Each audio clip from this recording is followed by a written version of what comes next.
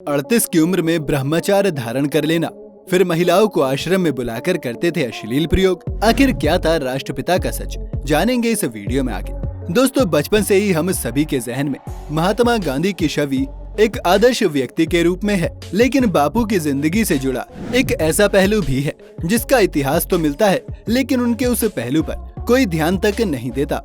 महात्मा गांधी का जन्म साल 1869 में हुआ। 200 साल से राज कर रही ब्रिटिश सरकार भी इनके सामने घुटने टेकती थी। इनका नाम सिर्फ भारत में ही नहीं बल्कि दुनिया भर में मशहूर है। इन्होंने साल 1906 में ब्रह्मचर्य का पालन करना शुरू कर दिया था। हम सब ये बात भली भांति जानते हैं कि ब्रह्मचर्य का पालन यानी उस व्यक्ति को काम भावना से ऊपर उठना होता है, और ब्रह्मचर्य का पालन करने वाले व्यक्ति किसी से भी किसी तरह का शारीरिक संबंध नहीं बनाता। कई बार ब्रह्मचर्य का पालन करते वक्त लोगों के व्यवहार में अजीब तरह के बदलाव देखने को मिलते हैं।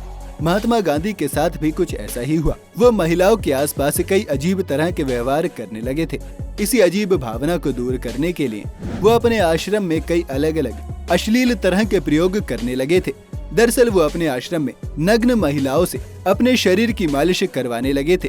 इतना ही नहीं, वो तो पूरी रात इन नग्न महिलाओं के साथ नग्न अवस्था में सोते थे। आपको जानकर हैरानी होगी कि आश्रम की इन महिलाओं में उनकी पुत्र भतीजी मनुबेन भी शामिल थी। जैसे ही ये बात लोगों में फैली तो हाहाकार मच गया और सभी के अंदर आक्रोश की भावना फैल गई।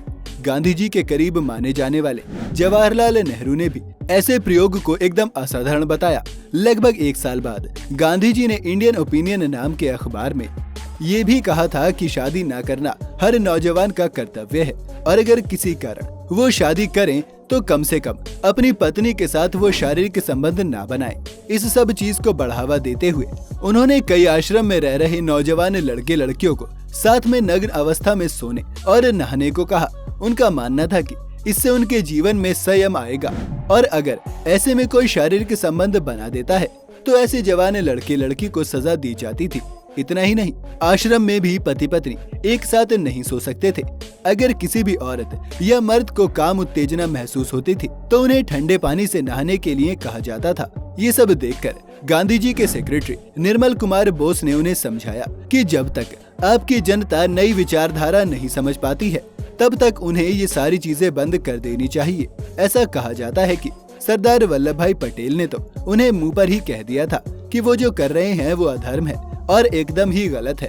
और ऐसा माना जाता है कि वल्लभ भाई पटेल को जवाब में गांधी जी ने कहा कि मधुबेन के साथ सोना उनके लिए अधर्म नहीं बल्कि उनका नैतिक कर्तव्य है। ऐसा माना जाता है कि गांधी जी के इस छुपे हुए चरित्र को किसी ने करीब से देखा था तो वो आर.पी. परशुराम थे। ये केरला के एक स्टूडेंट थे जिन्होंने गांधी जी के करीब रहकर आश्रम में उनके पर्सनल सेक्रेटरी और टाइपिस्ट के रूप में काम किया। परशुराम बाकी युवाओं की तरह ही गांधी जी के प्रभावशाली व्यक्तित्व से बेहद आकर्षित थे, और उस दौर के बाकी नौजवानों की तरह वो गांधी जी को अपने आदर्श मानते थे। लेकिन आश्रम में जैसे तैसे 2 साल बिताने के बाद उन्होंने अपनी नौकरी छोड़ दी। ऐसा कहा जाता है नौकरी छोड़ते वक्त उन्होंने एक खत लिखा जिसमें उन्होंने आश्रम में चल रहे अश्लील चीजों को उनकी नौकरी छोड़ने की वजह बताया। उन्होंने लिखा था कि गांधी जी उनके राष्ट्रपिता हैं और वो हमेशा ही उनके कार्यों से प्रभावित रहे हैं, और जब वो पहली बार गांधी जी के आश्रम में आए थे तब उनके मन में गांधी जी और आश्रम में रहने वाले लोगों के लिए काफी मान सम्मान था। लेकिन आश्रम में 24 घंटे बिताने के बाद ही उन्होंने गांधी जी के प्रति जो उनका सम्मान था उसका बड़ा हिस्सा खो दिया। परशुराम ने आगे ये भी लिखा था कि आश्रम में चल रही चीजों के वो सख्त खिलाफ हैं, और गांधी जी नौजवान लड़की और लड़कियों को ऐसे अश्लील प्रयोग के लिए इस्तेमाल कर रहे हैं बिना ये सोचे कि उन्हें कैसा महसूस होगा। गांधी जी के बारे में तो ये भी लिखा गया था कि गांधी जी अक्सर अपनी पत्नी कस्तूरबा को मारते थे और कई दशकों तक उन्होंने अपनी पत्नी के साथ शारीरिक संबंध नहीं रखे। अब ये सब बातों में कितनी सच्चाई है इसका तो कोई पुख्ता सबूत नहीं मिल पाया, लेकिन ये सब जानकारी जेड एडम्स द्वारा लिखी गई गांधी नेकेड एम्बिशन बुक से मिलती है, और इसके पब्लिश होते ही जनता और मीडिया में हाहाकार मच गया था।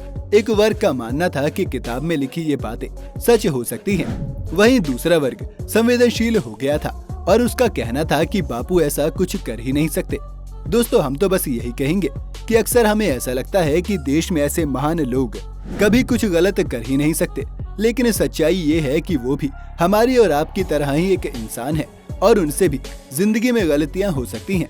कई लोगों का कहना है कि देश के राष्ट्रपिता ने देश को लेकर कई गलत निर्णय लिए हैं। आपको क्या लगता है? हमें कमेंट्स में जरूर बताइएगा। उम्मीद है आज की इस वीडियो से आपको कुछ नई जानकारी जरूर मिली होगी। अगर वीडियो आपको पसंद आई हो तो इसे लाइक और शेयर जरूर करें। साथ ही अगर आप हमारे चैनल पर नए हैं या आपने अभी तक हमारे चैनल को सब्सक्राइब नहीं किया तो जाते जाते फैक्ट स्टोरी को सब्सक्राइब करना और बेल आइकन दबाना बिल्कुल न भूलें।